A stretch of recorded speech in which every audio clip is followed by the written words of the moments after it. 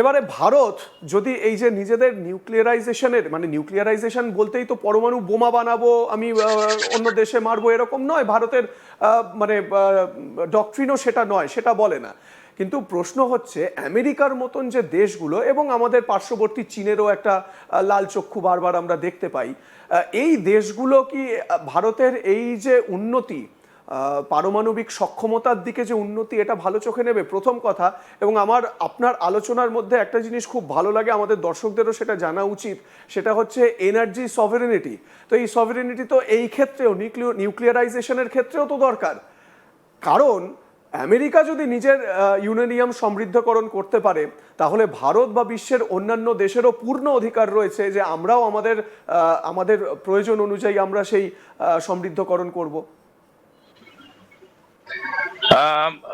ম্যাডিবা বা নেলসন ম্যান্ডেলার একটা অসাধারণ উক্তি আছে, সভারেনিটি is our right, not as a state of compromise. আমরা সভারেনিটিকে নিয়ে যখন আমরা ভাবছি, সেটা এনার্জি সভারেনিটি হতে পারে, সেটা নিউক্লিয়ার সভারেনিটি হতে পারে, সেটা পাওয়ার সভারেনিটি হতে পারে, সেটা ফিনান্সিয়াল সভারেনিটি, কারেন্সি সভারেনিটি হতে পারে, হোয়াট এভার ইট ইজ। আপনি আপনার দেশের স্বার্থে আপনি আপনার মতো ঘুঁটি সাজাবেন, আপনি আপনার মতো অঙ্ক কষবেন, এতে কোনো খারাপ কিছু নেই। কোনো রাম শাম যদু মধু আপনাকে কেউ আটকাতে পারে না এটা বলতে যে আপনার দেশের স্বার্থে আপনি কাজ করেছেন। যাদের যারা যারা যে ভূত এবং সেই ভূত এবং ঈশ্বররা তো দেশের স্বার্থেই কাজ করে। তো দেশের স্বার্থে যদি আমি কাজ করতে চাই, আমার দেশের স্বার্থে আমি ঘুঁটি সাজাবো, এটাই তো স্বাভাবিক। পয়েন্টটা হচ্ছে ভারতবর্ষ আজকে যদি কোনো জায়গায় এগোয়, আমি আবারও আপনাকে বলছি, আমি আমি হাজারো বার বলবো এই কথাটা আগামী দিনেও, সেটা হচ্ছে কূটনৈতিক চরিত্রে কোনো বন্ধু বা শত্রুর কোনো রকম অবস্থান নেই। কূটনৈতিক সম্পর্কে অ্যালাইনমেন্ট আর নন অ্যালাইনমেন্ট হবে। এই অ্যালাইনমেন্ট আর নন অ্যালাইনমেন্টের কনসিস্টেন্সির উপরে ট্রাস্ট ডিপেন্ডেন্সি বা লং টার্ম কার্ড প্লেইং হয়। এই ট্রাস্ট ডিপেন্ডেন্সি বা লং টার্ম কার্ড প্লেইং আমাদের রাশিয়ার সাথে হয় কেন?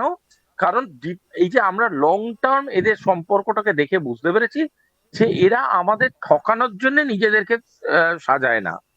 চায়নার ক্ষেত্রে এটা কিছুটা হলেও একটা স্টেট অফ ডাইলেমা আছে। আমেরিকার ক্ষেত্রে এটা এমন একটা আছে, ইউটিলাইজেশনটা সেখানে প্রায়োরিটাইজ করতে হয়। সুতরাং সবার সাথে সবার অন্য অন্য রকম ইকুয়েশন আছে। অবভিয়াসলি কোন রাষ্ট্র প্রচন্ড রকম গ্রোথ হচ্ছে, এটা অন্য রাষ্ট্রের কাছে একটা ম্যাটার অফ থ্রেট। এটা স্বীকার করুক না করুক, সব রাষ্ট্রের মধ্যেই একটা একটা এরকম মনে হয় যে ওরে বাবারে, ও এত দূর এগিয়ে যাচ্ছে, ও এত বড় বাড়ি কিনলো, এত বড় গাড়ি কিনলো, এত বড় কিছু করলো, একে একটু ভাই পাড়ার বড় লোকরা এদের ব্যাপারে একটু ভুরু কুচকে দেখবো, কি করে দেখতো, ওরম টাইপের একটা জ্যাঠা মশাইগিরি এটা থাকবে। এবং এইটা ভারত এখন, এই যে জিনিসটা এতদিন ধরে ভারত করেনি, সেটা হচ্ছে ভারত এখন করতে শিখেছে। সেটা হচ্ছে Bharat has become a adult country in diplomacy. Bharat এখন বলছে থামেন তো মশাই, 18 বছর বয়সে তুমি যা খুশি করবো। এই যে পাওয়ার থিওরেমটা ভারতবর্ষ এনেছে, এই পাওয়ার থিওরেমটা ইজ সামথিং যেটা ভারতবর্ষের রাজনৈতিক পরিধিটাকে সর্বকালের জন্য বদলে ফেলেছে। এবং এই বদলে দেওয়াটা ভারতবর্ষের যে রাজনৈতিক চরিত্রটা আছে, সেই চরিত্রটা লোকেদের কাছে সারপ্রাইজ হয়ে গেছে যে ভাই এতদিন ধরে তো ছেলেটা মাথা নিচু করে চলত, যা বলতাম তাই শুনতো, এখন হঠাৎ করে বলছে আমি আমারটা ভালো বুঝে নেব। এই যে ভয়টা, এই আতঙ্কটা, ইয়ে ডার হামে আচ্ছালা, এই ভয়টা ঠিক আছে, ভয়টা থাকা উচিত একদম। এবং আমরা জানি এই ভয়টাকে কিভাবে অ্যাক্টিভেটেড রাখতে হয়। ঠিক, মানে আমরা যেই পরিপ্রেক্ষিতে আলোচনাটা শুরু করেছিলাম যে কেন সমীহ করবে কারণগুলো, তার বেশ কিছু উত্তর আপনাদের আমরা দিতে পারলাম। এবারে আমরা আগে আলোচনা এগিয়ে নিয়ে যাওয়ার আগে যেটা সুভাষিস বাবু বললেন যে ইয়ে ডর মুঝে আচ্ছা লাগা, দেখুন যখন কেউ ভয় পায় বা সে তো সবসময় সেরকমভাবে ব্যক্ত করে না, আমি এটা বলছি না যে ভারত সবাইকে ভয় দেখিয়ে বেড়াচ্ছে, কিন্তু ভারত নিজেদেরকে সমৃদ্ধ করেছে। অন্যান্য দেশ, বিশ্বের শক্তিশালী এবং অর্থনৈতিকভাবে ডেভেলপড নেশনগুলো তারা আসছে এবং ভারতের সঙ্গে কাঁধে কাঁধ মিলিয়ে কাজ করতে চাইছে। ঠিক যেরকম এই এআই সামিটে ফ্রান্সের প্রেসিডেন্ট ইমানুয়েল ম্যাক্রঁ, তিনি তো হিন্দিতে বলছেন জয় হো, একবার শোনাই তার সেই বক্তব্যটা, তাহলেই বুঝতে পারবেন ভারতের প্রতি শ্রদ্ধা সম্মানটা কোন জায়গায় সারা বিশ্বে।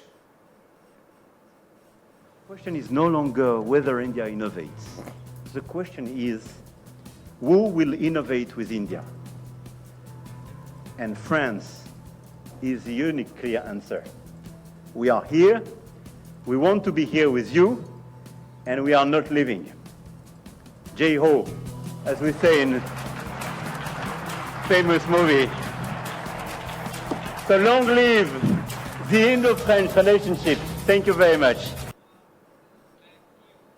তো এই বক্তব্যের মধ্যে দিয়ে পরিষ্কার যে ভারতের হাত ধরতে কেন এই দেশগুলো এত উদ্গ্রীব হয়ে আসছে।